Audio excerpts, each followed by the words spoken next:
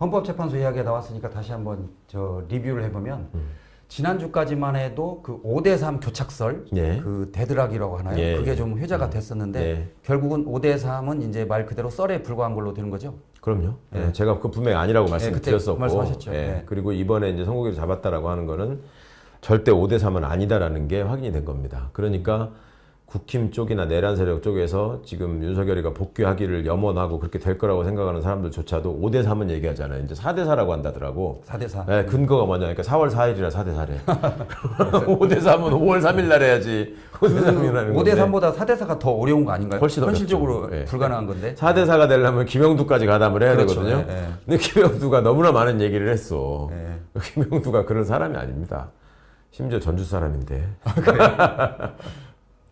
그러면 그 5대3이 아니었는데 왜 일주일 동안 연기됐을까요? 아무런 그것도 없이? 아니, 그 당시에 아무런 건 5대3이 아니고. 약간 신빙성이 있었던 게 5대3 때문에 이제 그 마흔역 한 명이 들어옴에 따라서 이제 6대3이 될 수 있다. 예. 그래서 헌재가 고민해서 좀 늦추고 있는 거 아니냐. 그래서 이제 그 당시 5대3 그 대드락이 어느 정도 그러니까 이제 먹혔는데. 그 전으로 돌아가면 너무 아무리 생각해도 이유가 없는데 그냥 무작정 미뤄지니까. 예.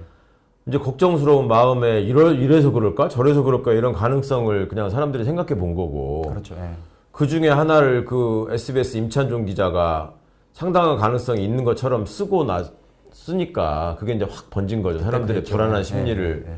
자극하는 면이 있어서. 그러니까 본인은 또 부랴부랴 자기는 그게 맞다고 생각해서 쓴 건 아니었다라는 식으로 또 변명을 2번씩이나 하고 어쨌든 뭐 산불 막 번져나가듯이 그냥 걷잡을 수 없이 번져나가 버린 측면이 있는데 그거는 저는 그때부터 이거는 말이 안 되는 소리고 오히려 국민들을 혼란하게 하게 하는 쪽에서 일부러 유포했을 가능성이 높다라고 말씀을 드렸었고 혹시나도 싶어가지고 사실은 지난 토요일 날 민주당 의원들조차도 상당수가 그것 때문에 굉장히 많이 흔들렸어요. 예, 그리고 예. 진짜로 이자들이 이렇게 해서 4월 18일 넘기는 거 아니야? 이런 현실적인 고민을 했고 그래서 일요일 날 박찬대 원내대표가 그 기자회견을 한 겁니다. 아침에.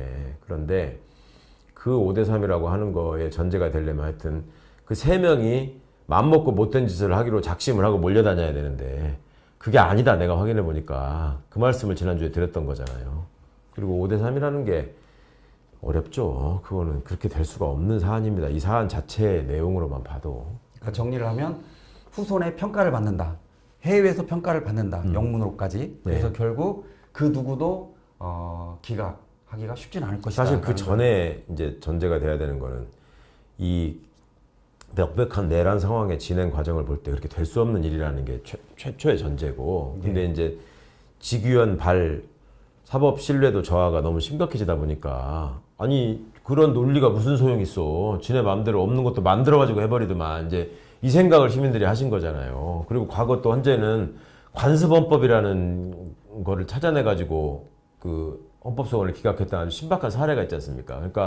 그러니까 저것들을 어떻게 믿어? 거기다가 이제 국힘 내란 세력들은 여전히 내통하면서 준동하는 것 같고 그러니까 진짜로 그렇게 되는 거 아니야? 이제 이런 생각을 하신 건데 그만큼 우리 사회가 지금 얼마나 헌법적인 신념이나 헌법 체계에 대한 믿음이 무너져 있는가 그거에 대한 반증이라서 굉장히 마음 아프고 서글픈 일이긴 한데 가능성은 전혀 없습니다.